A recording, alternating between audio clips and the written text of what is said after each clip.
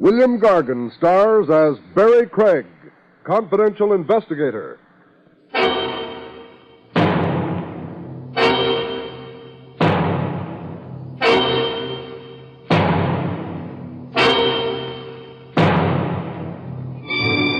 For that charge to cure that tired, listless feeling, apply to a switch artist named Max.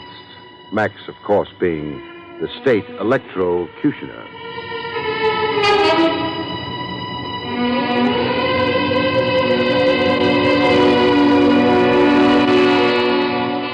The National Broadcasting Company presents William Gargan in another transcribed drama of mystery and adventure with Barrie Craig, confidential investigator.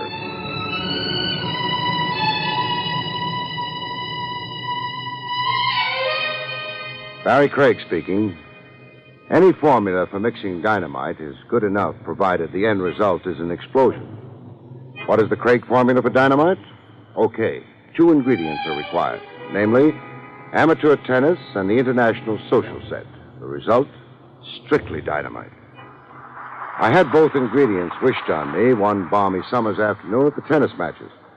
I was in a grandstand box under the candy-striped awning. Ah, life as she is lived.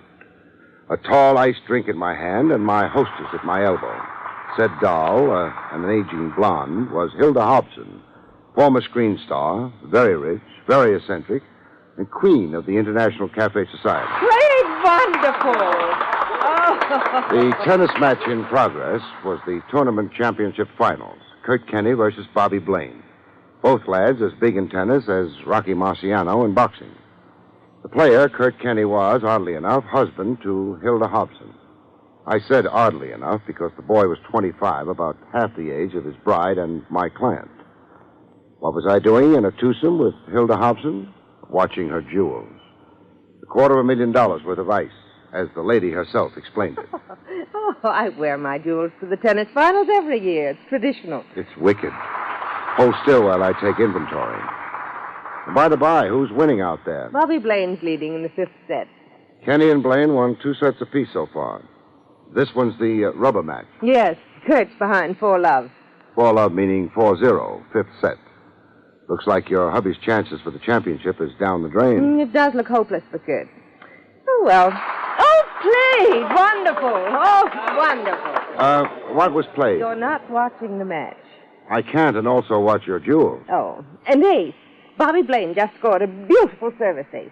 You sound like you're rooting Blaine in instead of Kurt Kenny. Blaine is such a beautiful player. Well, so is your husband. Kurt? Kurt is past his peak. Oh? What goes now? They call time. Mr. Craig, will you please follow the game and stop asking me questions? I'm beginning to feel, well, heckled.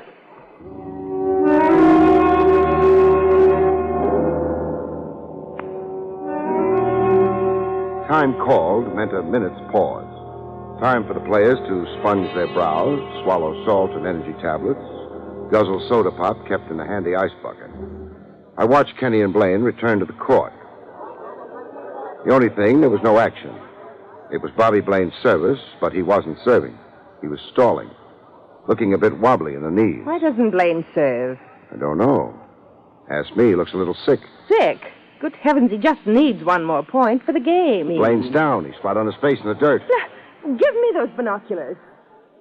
What? Blaine's just lying there. Unconscious. I mean, if only unconscious. If only unconscious. The heart, m'lady. 5 grueling sets in a 90-degree heat, or are tennis players immune to heart attacks?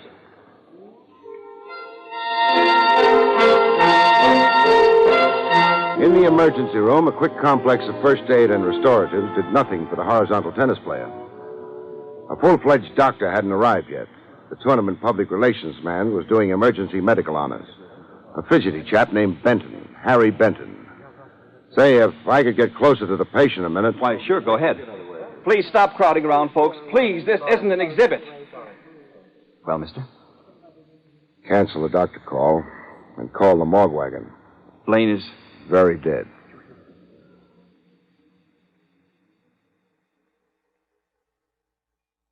Blaine's heart, was it? That was my guess right off. But I don't think so any longer. You don't think so? the rigidity of the face and the neck muscles. Pretty horribly contorted. Blaine died in agony. What are you sniffing at? A powdery residue around his lips. Oh, that's the salt tablet. Salt is odorless. Do you find a smell? Enough to bowl me over. But not quite like it bowled Brother Blaine over. Blaine was poisoned, a quick poison to which he reacted almost immediately. $10 says the medical examiner will spell out the text of my diagnosis. Murder.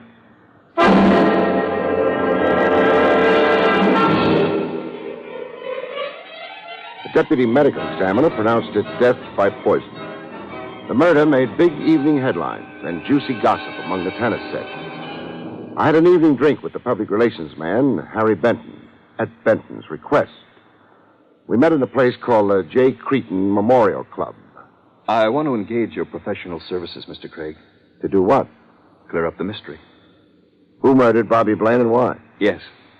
Well, have some faith in the police. We want a private operative working in close liaison with us. We and us.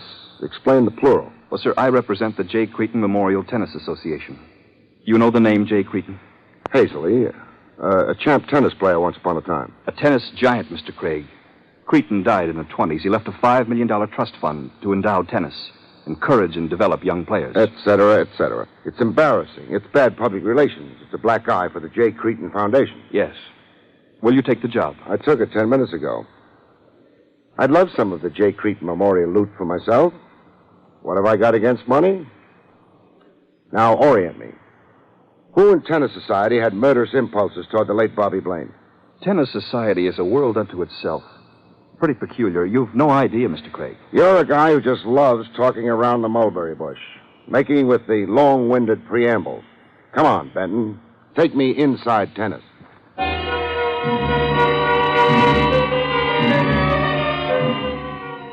I kicked off my investigation with Kurt Kenny. Kenny had a case of nerves.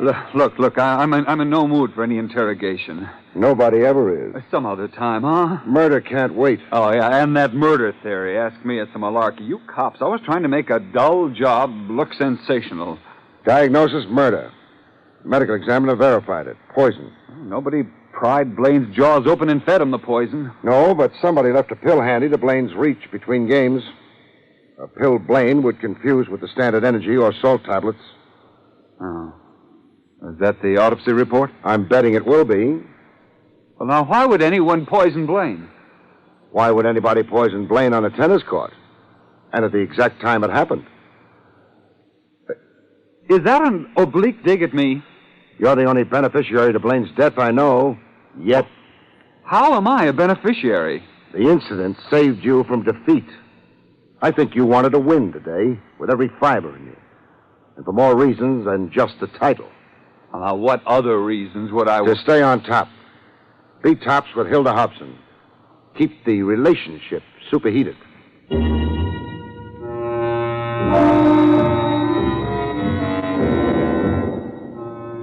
If Hilda Hobson had any inhibitions, they weren't showing.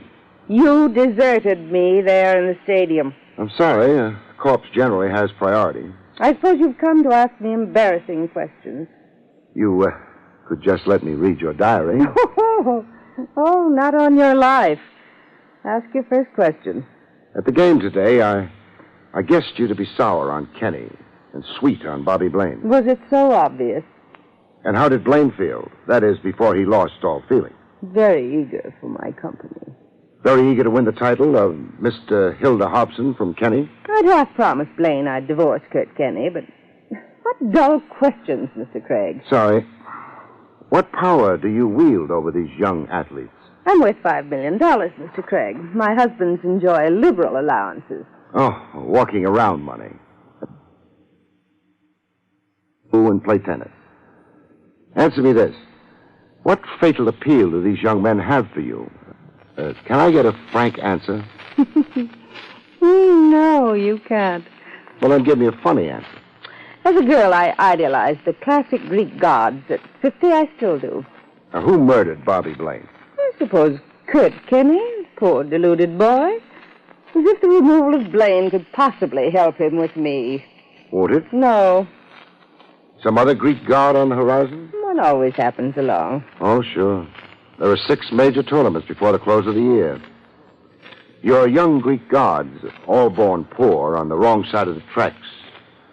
All crazy to get invited to the best places, using a tennis racket to club their way into society. Oh, it's a nice, vicious circle.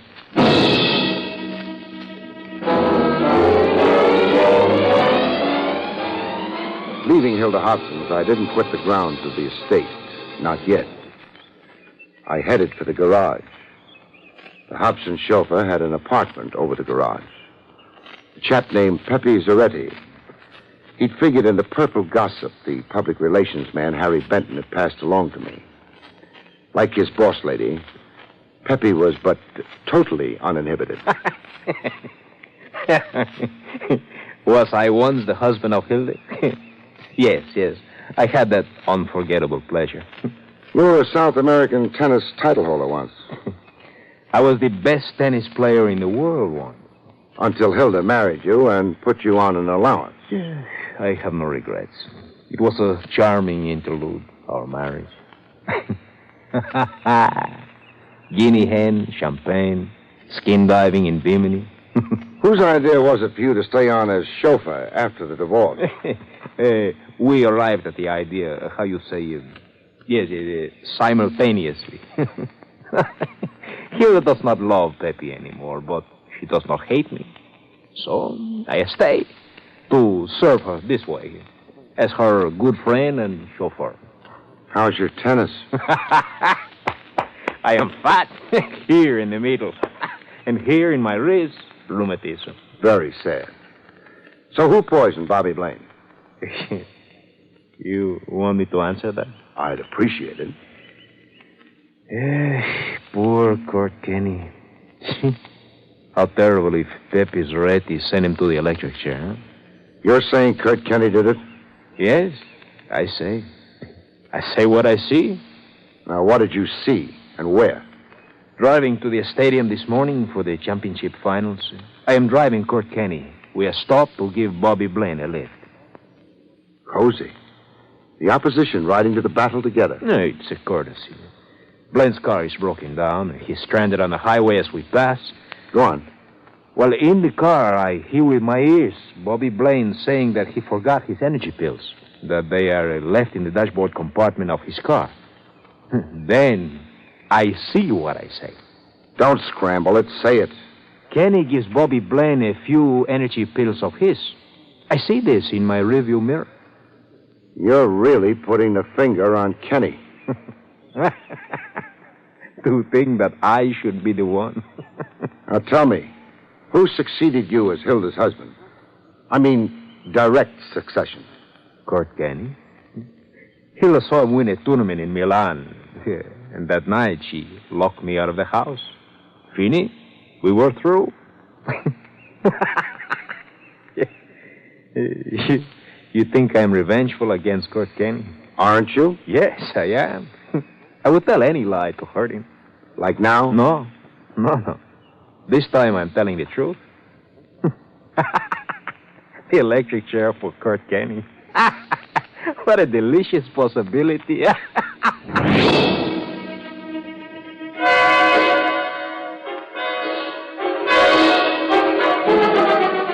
I found Blaine's buggy in a Trilex garage where it had been towed for repairs. I had to force the lock of the dashboard compartment. There was at least some truth to Pepe Zaretti's testimony. I found a small cardboard box. The box contained square white tablets, energy pills, presumably. It now looked like the late Bobby Blaine could have borrowed a few pills from Kenny. A few pills with one of them doctored with a deadly poison. That is, unless somebody hadn't planted the ones I'd just found to incriminate Kenny. Somebody like Pepe Zaretti. A nice trick, very easy to work. My client, the public relations man, Harry Benton, perspired freely over my temporary report. If you prove Kurt Kenny guilty of the murder, what a blow to tennis. What a blow to the J. Cretin Memorial Association, you mean? Yes. The association originally discovered and sponsored both Kenny and Blaine. Both were identified with the association as protégés. The fund maintained them, paid their college bills, developed them as players. Until Hilda Hobson took over the burden. Well, you can't blame the fund. Maybe not. But boys born to working-class families lose their sense of balance in a susceptible atmosphere. Too many of the expensive set making a fuss over them. I mean, if the boy's a winner. And only for so long as he continues to be a winner. Ask me. Big tennis could use a little more soul. However... That's neither here nor there. Mr. Craig, the problem now is how to restrain the press. Restrain the press from what? From sensationalizing Kurt Kenny's arrest. I've got to get them to play it down in the interests of tennis. You're being a little previous, Benton. Kenny hasn't been arrested. Nor is it sure he will be.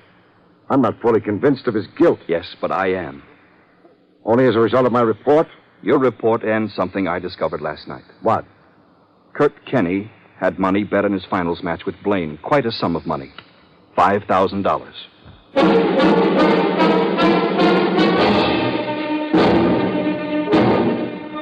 Looked like a pickup jury had already found Kenny guilty. Hilda Hobson, Harry Benton, Pepe Zaretti.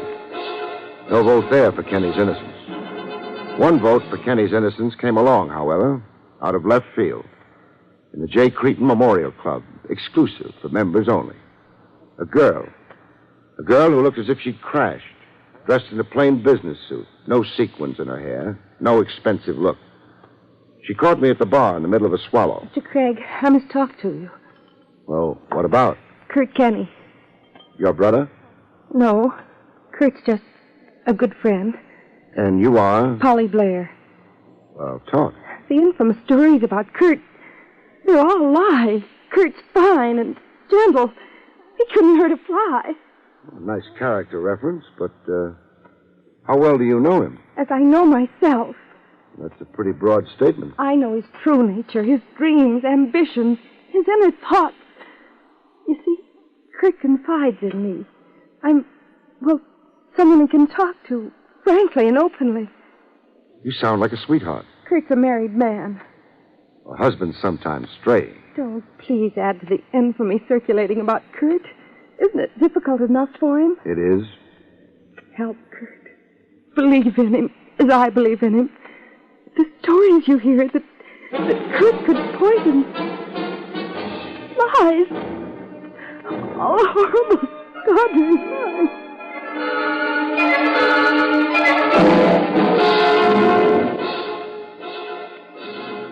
Time, I figured, for a follow-up examination of Kurt Kenny. To get Kenny, I had to sit through a tennis match. I occupied my same seat in the grandstand box under the candy-striped awning. Same deal as before. A tall ice drink in my hand, compliments of Hilda Hobson.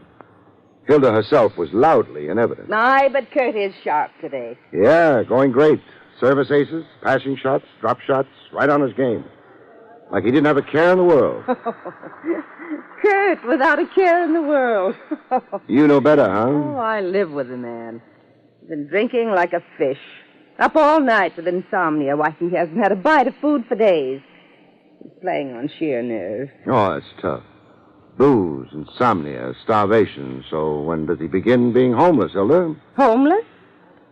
You're giving him the boot, I remember you saying. Or was there a change of heart since? There hasn't been. I want especially to be fancy-free for the eliminations this summer in Rome. Besides, I've got more reasons than ever to send Kurt packing.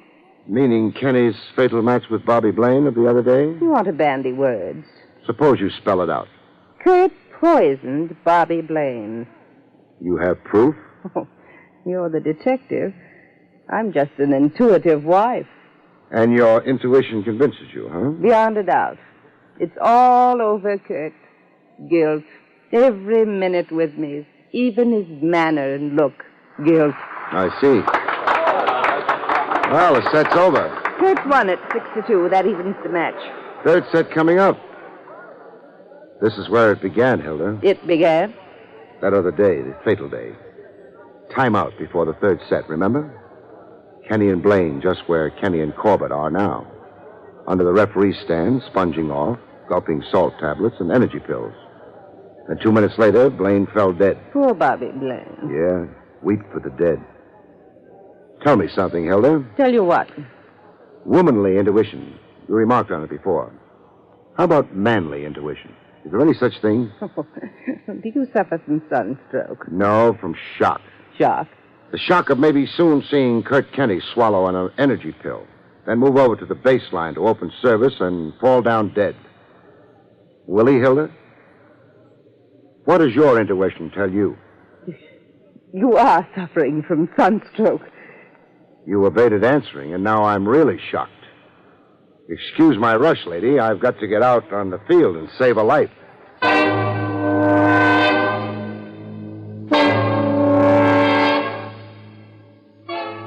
I was on the field in time to prevent Kenny from swallowing a white pill, salt or energy. I had to wrestle him out of his hand. Now, come on, give them up, Sonny. Have you gone insane, Craig? Maybe I have. A cop goes intuitive. He could be shaping up for a psychiatric ward. But intuitive? Well, what's your idea about these pills? I see you're getting kind of intuitive yourself. I want these pills sent to the police chemical lab for testing. If they're okay, call me impulsive. If they contain poison, call Hilda Hobson, Madam Bluebeard.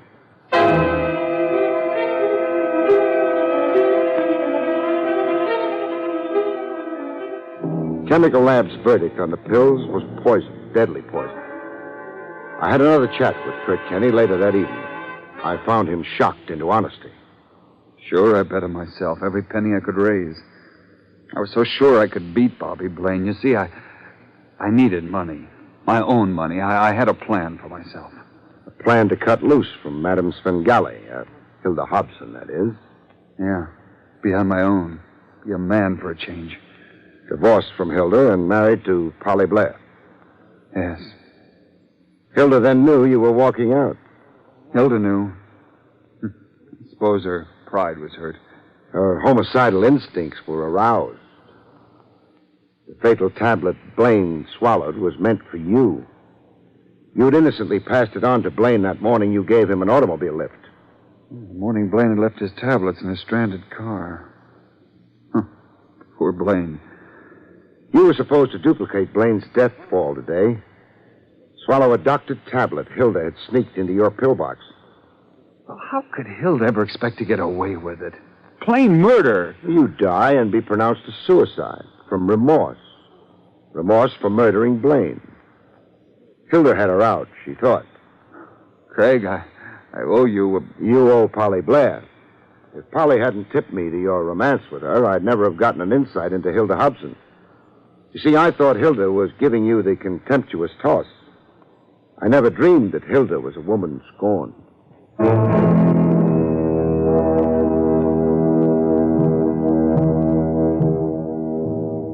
I had a few parting words with Hilda Hobson in police headquarters, watching her get mugged and fingerprinted. Kurt was leaving me. Leaving me, Hilda Hobson, for a cheap little gammon. For a girl he could have equality with. I suddenly saw myself as old and unwanted. Unwanted. Very moving scene, Hilda. Normally, I'm a softy for tragic emotion. But right now, for the life of me, I can't get an idiotic jingle out of my head.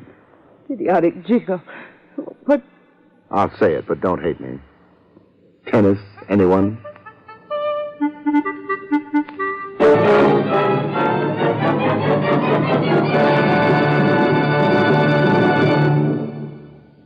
You have been listening to William Gargan in another exciting transcribed mystery drama from the adventures of Barrie Craig, confidential investigator.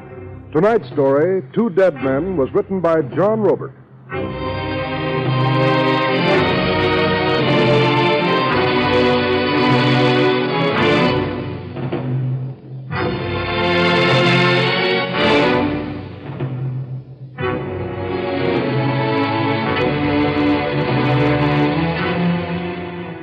The National Broadcasting Company has just brought you an NBC Radio Network production with William Gargan starring as Barrie Craig, confidential investigator, directed by Andrew C. Love.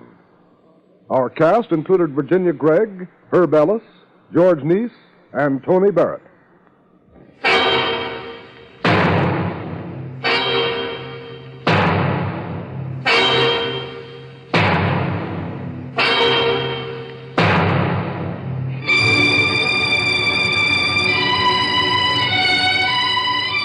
Hear Bill Henry and the news on most NBC radio stations.